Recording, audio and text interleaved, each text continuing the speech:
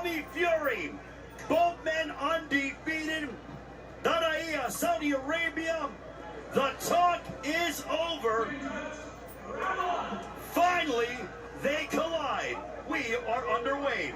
Ray Flores, Showtime, Sean Porter, Coach Larry Wade. My apologies. I think we just got the game plan from Jay Leon Love, the coach of Jake Paul. He said, hey, you don't take no steps back. You don't back up. Obviously, right there being rushed, he did smart, you know, to take steps back right there. But we'll see what happens. Tommy, on the other hand, he started as I expected him to, a little fast, coming right after Jake. This is what I expected from Tommy. Tommy Fury, led by his father, John Fury. Also his older brother in attendance, Tyson Fury. Jake Paul, his brother, Logan Paul. Social media superstar, WWE superstar, also in attendance, supporting his younger brother, Jake Paul. Time being called by referee in charge, Hector Afu. Well, the ref's going to warn them about wrestling, but I'll tell you what Jake is doing. Jake is trying to settle down Tommy. So if I grab you a couple of times, all that high energy that you came to the ring with, you don't have a chance to use it, you settle down. Both men have predicted knockout wins under 4 rounds. There's an overhand right. That overhand right has put away the likes of Tyron Woodley, also put Anderson Silva on the canvas in Jake Paul's recent victory back in October in Arizona. Listen, Tommy has doubled and tripled up on the jab. And then finally, Jake came over the top with overhand right. If you're Tommy, keep jabbing. Don't stop jabbing because you see a weapon coming after you. You stabilize that weapon by continuing to use your jab. The corner of Tommy Fury telling him to circle to his right. Again, this is an 18-foot ring. It's what Tommy Fury wanted. This is a small ring. Jake Paul said no problem, meaning it's not hard to find the other man. Overhand right over the top, connecting for Paul. I get this is gonna be a night of overhand rights because we got a lot of that from Badu Jack, and we see Jake Paul. We know him for being really heavy-handed with that right hand, and he's starting to release it with authority. Jake Paul has that right hand. He's ready to unload it. Tommy Fury said, I'm a way better boxer. There's no way this guy can beat me. Tommy Fury has proclaimed the public has only seen 10% of what I'm capable of inside the ring. If you look at this fight right now, you have to ask yourself, who is quote-unquote the YouTuber and who is quote-unquote the boxer? Because if you look at it, Jake Paul is showing that he is definitely a seasoned boxer. He just has to stay consistent in what he's doing and put pressure on him in the same way. BJ Flores, Jay Leon Love in the corner of Jake Paul. There's a left hook for Jake Paul. Final moments of the first round.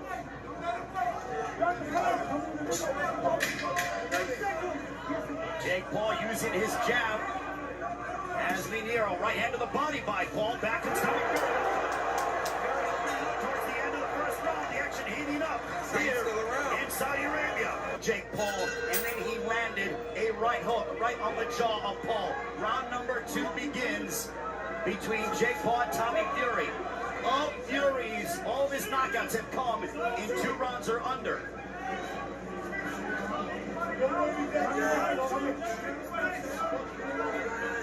Tommy received an overhand right in that first round, and he ate it really well.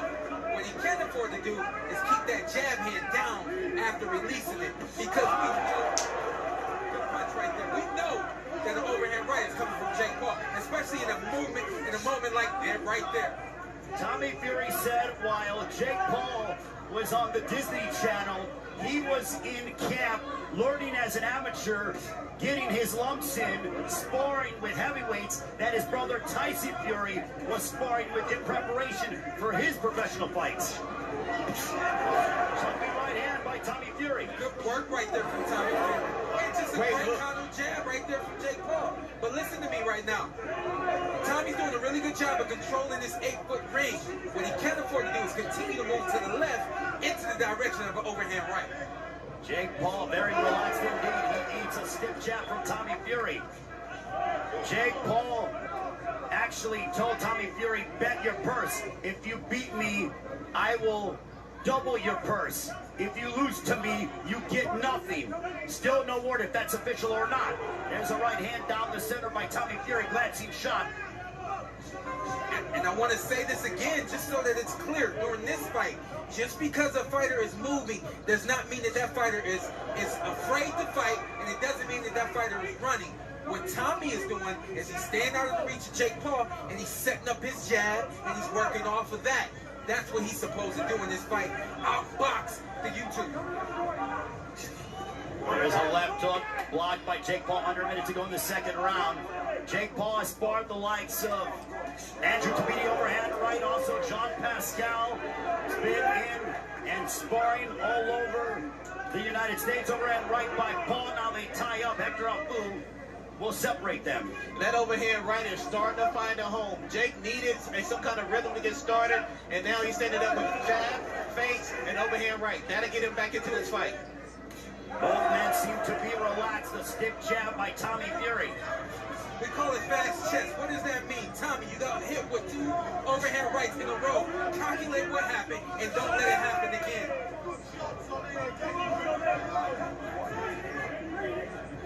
We are nearing the end. Overhand right now as Fury responds with the right of his own. A left hook, the glancing shot for Jake Paul. 2 rounds in the books.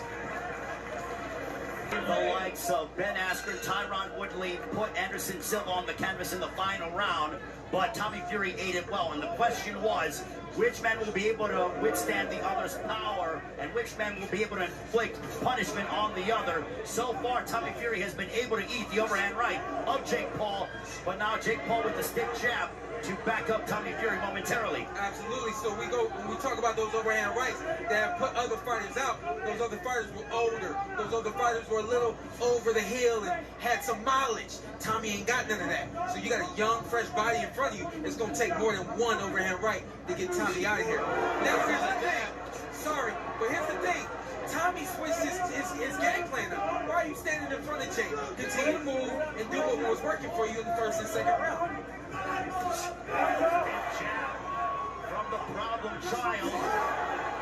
Now it is Jake Paul, and we spoke, you see more of the boxing instead of looking for that home run shot. That overhead right. Yeah, that's a heck of a jab that Jake is throwing. He's got the right hand in front of his face so that he doesn't get hit. He's dipping down a little low, and he's bringing the jab hand up, and it's landing clean. And let's also remember that Jake Paul and his brother Logan Paul were stand-up wrestlers in high school in the state of Ohio, which is not easy to do and compete at a high level in the state of Ohio from a wrestling standpoint. Guess what? You'll say, oh, that was wrestling. This is boxing. Guess what? He's an athlete. Guess what? He's a competitor. He's a real boxer. We got 2 real boxers in the ring today. Just one came from YouTube, and that's all. One came from TV.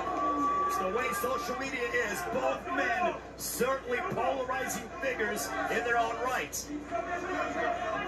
It looks like now Tommy Fury is trying to slow down a little bit, but hit him definitely with a serious jab. Coming up on a minute to go. Yeah, this 3rd round. Yeah, the first 2 rounds, Tommy was punch and move. Now he's punching and he's standing still, and that's a problem. Nice hook right there from Jake Paul. Counter hook. Tommy Fury's 8 opponents, 2 of them have had winning records. So Jake Paul said, you want to look at my record, who I fought? Well, who you fought? Only 2 of your opponents have had winning records. Yeah. I don't think the record really means much. It matters what you do against those guys. Styles make fights, an overhand right on the temple. Connecting for Jake Paul. Time being called by Hector Afu. Yeah, Jake right there. He just tried to use his head on Tommy. Just kind of rubbed his head over Tommy's head. It's a veteran move right there. But when you work with the likes of BJ Flores, also Jay Leon Love, and the entire team that Jake Paul has with him, you pick up a few things or 2. Absolutely. Jake Paul's corner has all of the experience that he lacks. And that's why we've seen Jake get as good as he's gotten to this point. We've seen him improve. It's because of his corner. Really good, strong round right there for Jake Paul.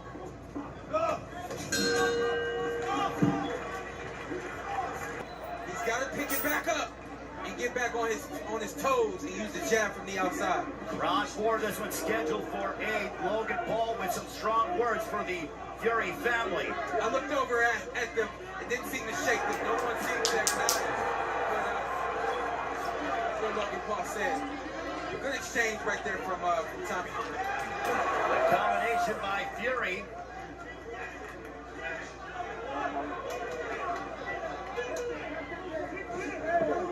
You gotta be able to read your opponent. If you know what you're looking at, you can see the punches coming from Jake. You can tell when it's going to be a jab or a lead hook or an overhand right. So you're saying Jake is telegraphing his shots? Absolutely. Honestly, from what I can see and what I'm reading, I know when the overhand is coming, I know when the hook is coming, and I know when the jab is coming. It's up for Tommy to not set his feet. A lot like what Biden did last fight. Tommy, don't set your feet. Keep moving and don't allow Jake to get close to you. As Jake Paul went forward, he ate a couple right hands. Tommy Fury with 4 right hands over the course of a 15-second period. Both men predicted finishes before the end of the 4th round. We are now at the midway point of the 4th.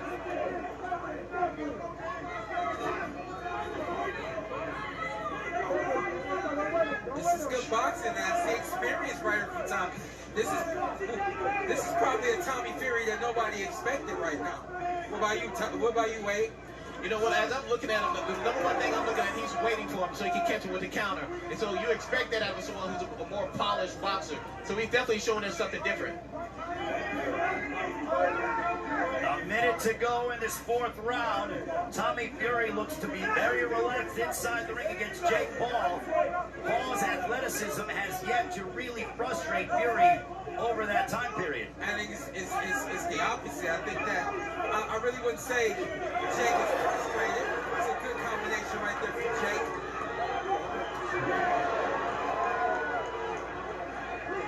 Tommy's comfortable in there right now. Tommy's comfortable in there right now. He's in his rhythm. He knows what he's looking at. He's trying to time Jake, and he turned the tables. Again, the movement is what's giving Jake trouble. Don't stand in front of Jake and allow him to punch. Keep moving. It's okay. Final moments of the 4th round between Jake Paul and Tommy Fury. There's a right hand that hit the back of the head. Hector Afu going to call time. Throwing nearly less than half of that. 82 only landed 27, so Tommy Fury is clearly being the busier of the two. You got to be busy. When you're in the ring with someone who doesn't have experience, you throw a whole lot at them, you know? And when you have opportunities, you throw the whole kitchen sink at them. Right here, this is where Tommy wins. You're leading with the jab, backing Jake up, and not allowing Jake to set up that right hand and come off of his back foot with a big punch. So much for that prediction from both men, stating the fight would not enter the 5th.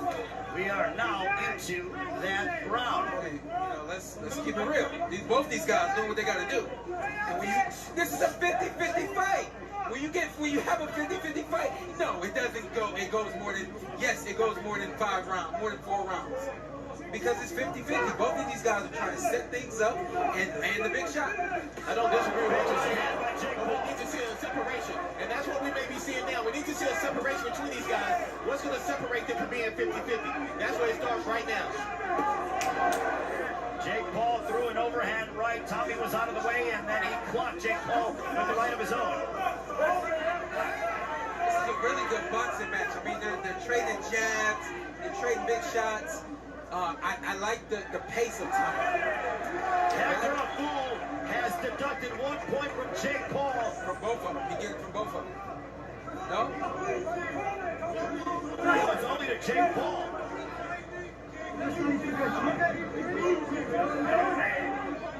To my knowledge, he just deducted a point from Jake Paul, not Tommy Fury, because he would have to go to the judges with both men. He only did it with Jake Paul.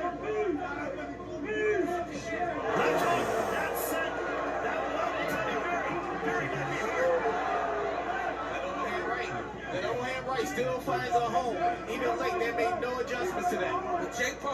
can't afford to get overzealous. These moments where, you know, especially you have points taken, you land a big shot, still take your time because Tommy Fury can eat your shots and he can deliver some of his own. Under a minute left here in the fifth.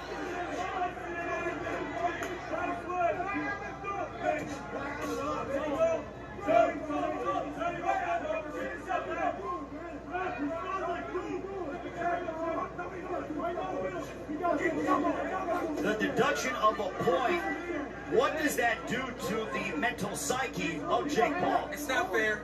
In my personal opinion, I don't believe it's fair. I don't think either fighter is fighting dirty. But what that does to Jake Paul is it makes him feel like he's kind of rushed.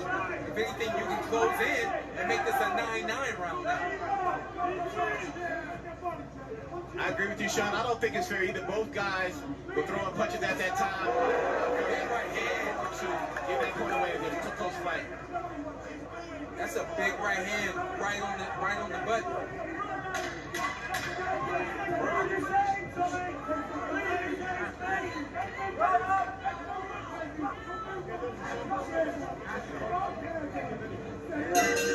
That'll end the fifth round. 3 more rounds with Jake Paul and Tommy Fury, both men undefeated. On to the 6th we go. There's a left hook connecting for Jake Paul. Nice 1-2-1 from Jake Paul, and then Tommy comes right back. This is a 50-50 fight. This is what this is going to be. Back and forth, beginning to end. Both men have connected with some power shots. There's an uppercut by Tommy Fury.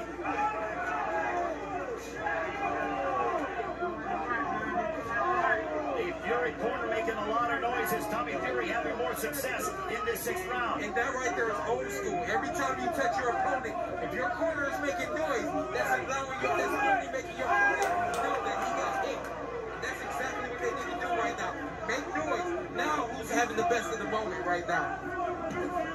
A right uppercut moments ago that found its destination for Tommy Fury. I like the jab of Tommy. I like the movement of Tommy. What I don't like is that the jab hand doesn't come back and he stands right in line after he throws that jab. Even though Jake has landed some overhand rights and they haven't put Tommy down, they haven't had a significant effect on him. Eventually it'll catch up to you. There is a small abrasion. It's not bleeding underneath the left eye of Jake Paul.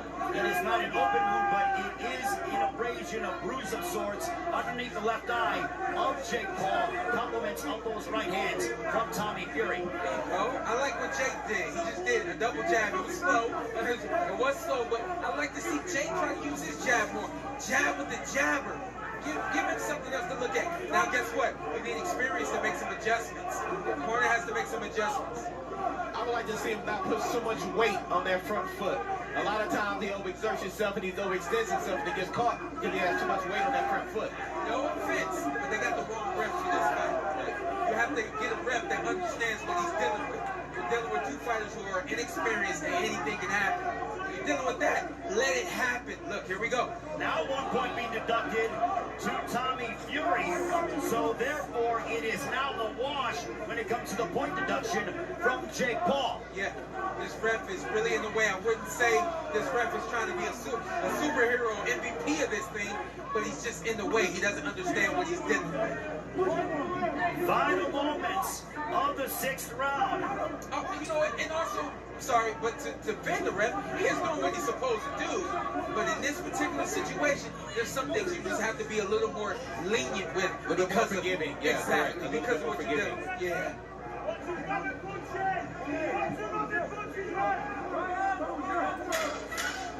Final 10 seconds of this 6th round. Tommy Fury, a point deduction. Yeah. We're on our way to the 7th. Good work. That's how I see it.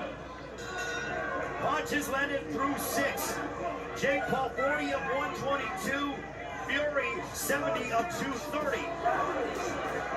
They both start off strong here in the 7th round. If you're going to stand in front of your opponent, you have to have a second move.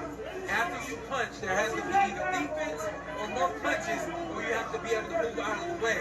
That is the mistake that Tommy is making. He punches and he stands right there in front of him. Right there, he was able to move. That's what it has to be. And for Jake, I want to see you use more jabs. Where's your combination? Where's head, body, head? Where's everything I've seen you do in the past? You got to pull all that out now. It's a close fight between these two as Jake Paul continues to pursue Tommy Fury. Back comes Fury, right hand to the body. Back comes Jake Paul. A lot of wrestling. Let's just hope that we don't get another point deduction either way. Yeah, absolutely. Jake Paul seemed to come out with a little bit more energy this round. I think he understands the urgency. He's trying to move forward on this card. This is what we call dirty boxing, but it is allowed. They are punching, grabbing, they are hitting on the right, overhand right by Jake Paul.